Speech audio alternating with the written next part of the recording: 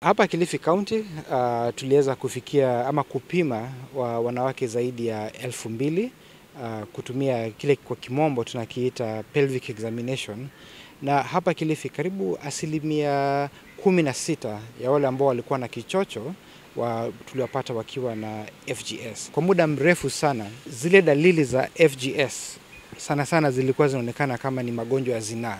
So wanawake wengi walikuwa napewa dawa kama antibiotics, lakini walikuwa hawaponi.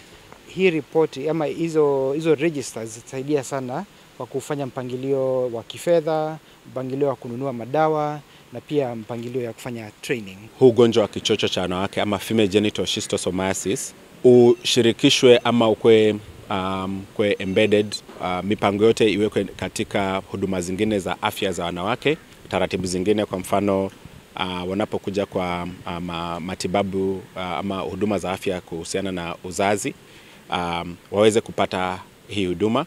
Tunajua kwamba serikali kuu ndio imepatiwa ile mandate ya kuweza kutengeneza sera. Sasa itakapotengeneza sera na miongozo, counties pia zitawezeshewa kupeana hiyo huduma kulingana na huo mwongozo ambao umetokana na Wizara ya Afya.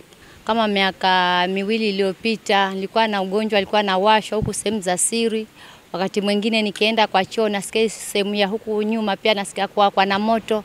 Sasa kwa akili zangu za kibinadamu nikawa naona pengine labda ni yule bwanangu aliweza kuniambukiza magonjwa, na yeye mwenyewe kwa fikra zake alikuwa yona mimi labda niliweza kutoka nje nikamwambukiza magonjwa. Kwa hivyo katika ndoa yangu nimeishi kwa ilikuwa haina amani kwa sababu ya haya magonjwa.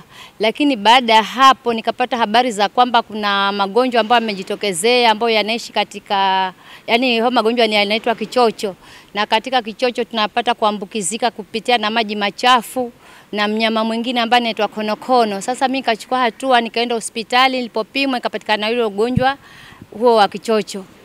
Kazi muhimu inayobakia sasa ni kufanya policy direction ambayo itatusaidia kupatia kipaumbele, kwanza kusaidia wafanyakazi wetu kupata ujuzi zaidi, because ugonjwa huu mara nyingi unapata misdiagnosis, unachukuliwa kama ugonjwa wa ngono ambao si hivyo. Kwanza tufanye pia advocacy ili wananchi wetu wanapokuja kupata huduma haswa kike waweze kuwa na uwezo wa kufanya screening and kupata diagnosis.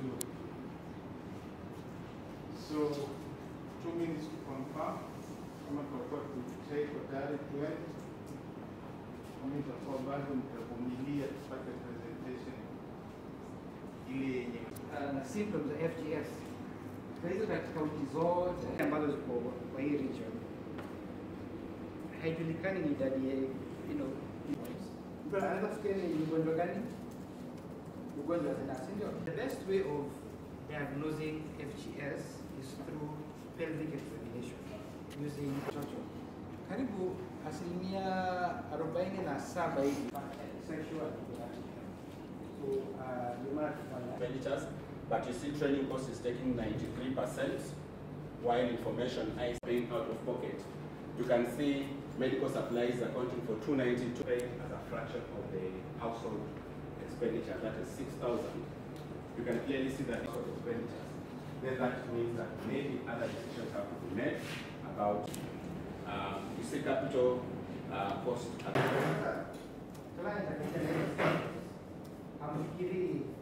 Wanawake wote unakuta wakienda ANC ama wakienda kama symptoms.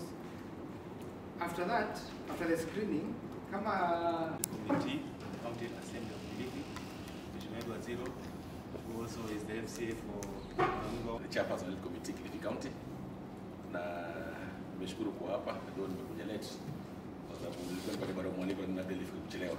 But yesterday I think hiyo commission niliambiwa huko. You see capital cost accounting for about 8